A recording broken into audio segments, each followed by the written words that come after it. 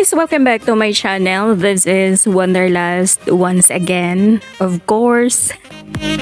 So, kumusta naman ang bawat isa dyan? I hope na ang lahat ay nasa mabuting kalagayan. Well, sa mga hindi pa nakapag-subscribe dyan, please do consider to hit subscribe. Isama nyo na rin ang bell button para you are kept updated and notified sa next nating mga videos if ever na meron man, o diba?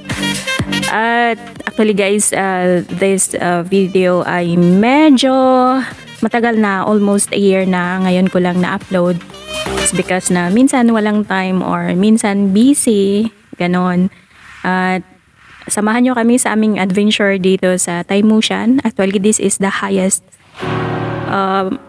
peak, or ito yung pinaka mataas na point dito sa Hong Kong. At nung nag-hiking kami ng time na yan, medyo malamig pa. As you can see, medyo nakasuot kami ng naka-jacket or naka-windbreaker, ganon. Malamig-lamig pa kasi maganda mag-hiking dito na parang papasok yung winter o medyo patapos yung winter. Kasi pag summer naman talaga, sobrang init. At makita nyo naman parang abot langit na siya yung location natin.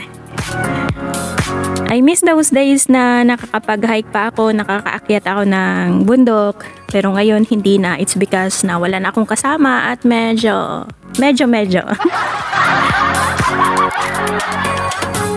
Ayan na, nakita nyo yan, mga wild na wild na baka. Siguro pag sa Pilipinas yan, baka na ano ba yung tawag?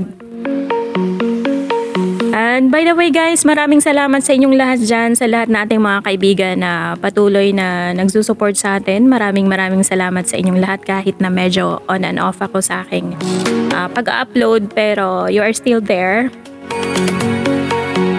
Shoutout sa inyong lahat, kay Kuya Kabutoy, kay Ate Celine, kay Miss Nolly, shoutout.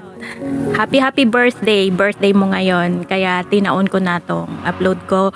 So Miss Nolly, happy birthday. May the Lord bless you and keep you all year through, and whatever your heart desire, I hope that the Lord will grant it according to His perfect will. So maraming salamat for bringing smiles to others' face and giving joy to others' heart. Ganun lang. So maraming salamat. Stay as you are. Stay sweet as you are. Thank you so much and a happy birthday. At for the rest na ating mga kaibigan, maraming salamat. So, isa lang lagi ang sinasabi ko guys, na whatever you do in life, make sure that it makes you happy, for life is short. We don't know kung ano yung meron bukas. So, pag sumaya ka ngayon, itodo mo na. O, diba? So, thank you so much and see you again sa next nating videos. Thank you and God bless everyone. Bye!